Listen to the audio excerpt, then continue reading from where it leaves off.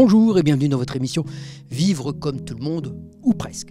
Bien entendu, vous avez déjà entendu parler de cette obligation qui oblige les entreprises à avoir un minimum de 6% de leur masse salariale en salariés travailleurs handicapés. Si ce n'est pas le cas, ils payent au FIP pour les entreprises publiques et à l'AGFIP pour les entreprises privées. Aujourd'hui, on vous emmène à l'AGFIP Hauts-de-France, on va tout vous dire.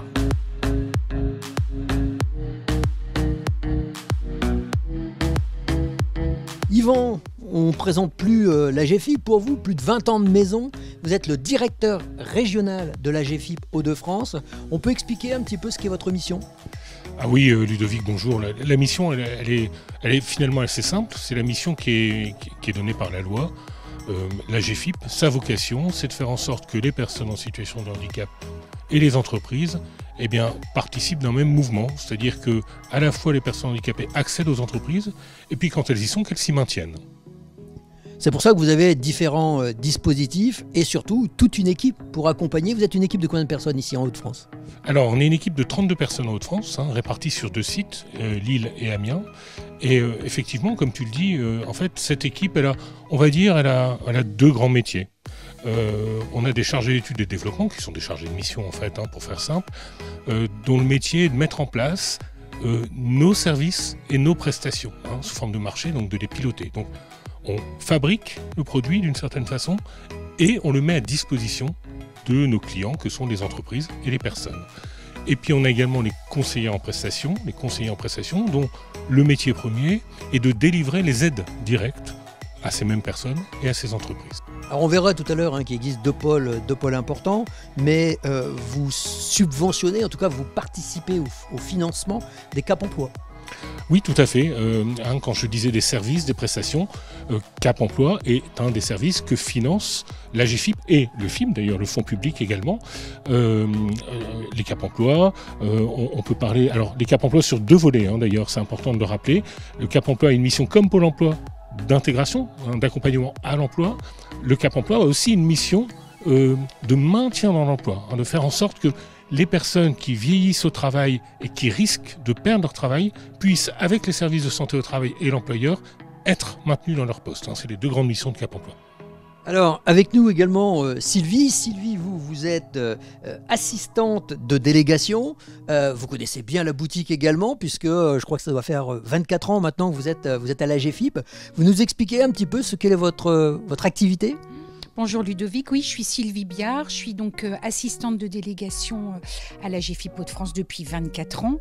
J'assiste et je facilite les managers dans le bon déroulement de l'unité. Par exemple, je suis un peu le couteau suisse, je suis un peu le relais, la coordinatrice. Je vais passer du coq à l'âne dans une journée, je vais coordonner un séminaire, je vais animer, un webinaire par exemple de professionnalisation. Je vais coordonner le remplacement d'une collègue. Il y a le budget de fonctionnement aussi à gérer. Et puis faire de l'instruction de dossiers d'instruction donc pour les bénéficiaires qui nous sollicitent et qui nous demandent des aides financières. En fait, vous êtes la cheville ouvrière de l'AGFIP Hauts-de-France. Un petit peu, oui. Un petit peu beaucoup. Alors, Yvan, je voudrais qu'on rappelle ces 2 pôles importants qui sont vos missions. Alors oui, en fait, comme je le disais juste avant, Ludovic, on a 2 grands clients. Alors, clients avec des guillemets, puisqu'on n'est pas dans une relation commerciale. Tout ce que met en œuvre l'AGFIP est gratuit pour le bénéficiaire. On a une mission de service public, même si on est un organisme privé et paritaire. 2 pôles qui sont donc un pôle sécurisation des parcours. La sécurisation des parcours, finalement, c'est tous les produits de l'AGFIP que l'AGFIP met en place pour faciliter le rapprochement personne-entreprise.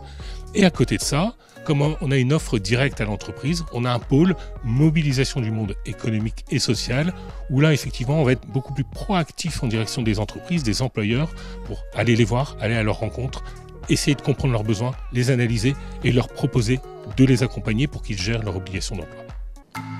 Sylvain et Thibault, chargés d'études, vont nous faire la présentation de l'accompagnement des entreprises, les offres de services, et nous aurons également le témoignage de la mission handicap de Cofidis Group. On va commencer avec vous, Sylvain. Je vais vous laisser justement nous expliquer les différents plans que vous mettez en action pour soit recruter, soit maintenir des personnes en situation de handicap en entreprise. Alors concrètement, la GFIP propose aux entreprises une offre de conseil et d'accompagnement pour les aider à mettre en place des plans d'action concrets, opérationnels, sur la partie du maintien dans l'emploi, quand le handicap survient en cours de vie dans l'entreprise, ou sur la partie du recrutement. Donc notre mission, c'est d'aider les entreprises à structurer et à développer ces plans d'action. Nous avons également une deuxième mission auprès des référents handicap, qui sont notamment de les former avec des modules de professionnalisation que nous mettons à leur disposition. Et nous avons également une offre de service sur laquelle nous allons sensibiliser, par exemple, un comité de direction, par exemple des managers, avec des sensibilisations courtes. C'est une nouvelle offre que nous apportons à partir du mois de septembre 2023. Ce sont les entreprises qui viennent directement vous voir ou c'est vous qui avez en fait tout un fichier client que vous relancez régulièrement? Alors ça peut être de deux manières, soit les entreprises nous contactent directement, donc en démarche entrante, soit c'est nous qui les relançons via des démarches de prospection pour leur proposer nos services et leur expliquer ce que nous pouvons leur apporter de manière concrète sur le handicap. Alors il existe aussi l'intermédiaire Cap Emploi. Les entreprises peuvent être conseillées par le Cap Emploi de leur circonscription qui va monter le dossier pour permettre en fait certains financements. Je pense notamment au maintien dans l'emploi par exemple. Oui, alors le Cap Emploi est prescripteur d'un certain nombre d'aides que nous allons pouvoir mettre en place. C'est pas directement le service que nous gérons, donc nous dans la direction à destination des entreprises qui s'appelle la MMES, mais effectivement nous travaillons très régulièrement avec le Cap Emploi sur des actions par exemple de sensibilisation ou sur le croisement d'informations pour pouvoir travailler ensemble auprès d'une entreprise. Alors vous avez ce qu'on appelle le réseau référent de handicap et dans ce réseau on a Cofidis Group. Alors si vous le voulez bien, je vous propose qu'on aille justement à leur rencontre. On a fait une rencontre très très enrichissante qui viendra compléter justement vos dires. Alors j'ai fait appel à la GFIP pour faire un diagnostic handicap de nos 4 entités sur notre campus, pour savoir ce qui fonctionnait bien et ce qui pouvait être amélioré en termes de recrutement, d'intégration et de maintien dans l'emploi des personnes en situation de handicap. Grâce à la GFIP, j'ai pu bénéficier de résultats très concrets, très objectifs et avec un plan d'action en 4 parties sur le recrutement, intégration, le maintien dans l'emploi, le suivi pilotage et la communication sensibilisation. Grâce à cela, j'ai pu mettre en œuvre beaucoup de choses et beaucoup d'actions et comme impact une forte augmentation du pourcentage des personnes en situation de handicap employées chez nous. Voilà, donc en fait on voit que c'est important de travailler en groupe et en équipe. Justement Thibaut, vous vouliez nous parler du réseau des référents handicap. C'est important qu'ils travaillent tous ensemble? Oui, complètement. C'est vrai qu'on a une approche directe entreprise, mais on a aussi une approche plutôt collective au travers du réseau des référents handicap, et notamment en Hauts-de-France.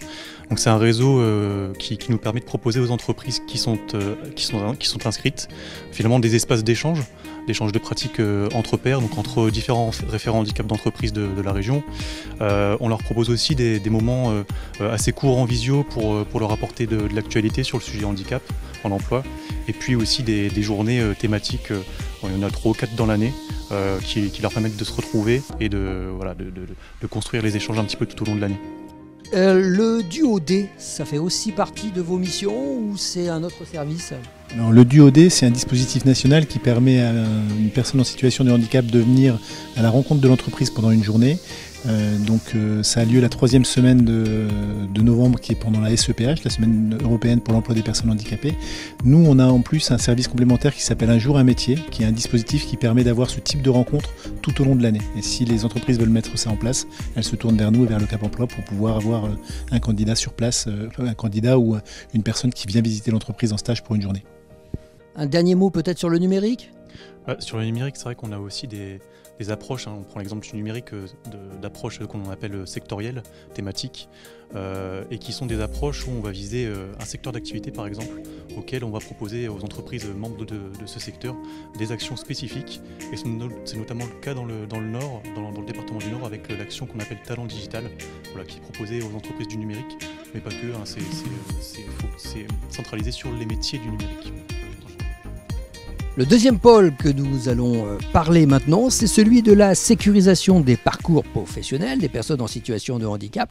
Aujourd'hui, on note quand même une vraie progression des acteurs au sens large, que ce soit les entreprises, que ce soit les organismes de formation, pour intégrer au mieux les personnes en situation de handicap. On parle de plus en plus d'inclusivité. Donc il y a une vraie progression dans l'insertion des personnes. Pour autant, si on prend juste un ratio, aujourd'hui, le taux de chômage des personnes en situation de handicap, c'est encore le double du taux de chômage des personnes sans situation de handicap. Donc notre rôle par rapport à ça, c'est effectivement de produire une offre de services pour les personnes, pour les entreprises, mais aussi d'aider le droit commun à l'aide d'outils, à l'aide de prestations, à être le plus inclusif possible. Donc c'est vraiment notre rôle aujourd'hui au pôle sécurisation des parcours. Et vous, Manoli, vous auriez quelques actions concrètes à nous présenter ? Oui, bien sûr. Donc, effectivement, comme le disait Marion, notre rôle, c'est vraiment d'outiller nos partenaires de droit commun pour qu'ils puissent intégrer dans leurs actions la question des personnes en situation de handicap et de leur emploi. Donc, on a plusieurs partenaires avec lesquels on travaille. On travaille avec des acteurs institutionnels. C'est le cas du Conseil régional des Hauts-de-France, par exemple. On travaille aussi avec le service public de l'emploi, Pôle emploi, Cap emploi, les missions locales. Et puis, de façon plus générale, avec les autres organismes, les autres acteurs de l'insertion professionnelle, donc les organismes de formation, par exemple, les CFA ou encore les OPCO. Yvan, merci pour l'accueil. Merci à vous, Ludovic, c'est un plaisir. Voilà, ça nous aura permis de découvrir la GFIP et ses missions, pour qui, pourquoi, pour quand. Et voilà, nous on se retrouve la semaine prochaine sur WEO. Passez une bonne semaine.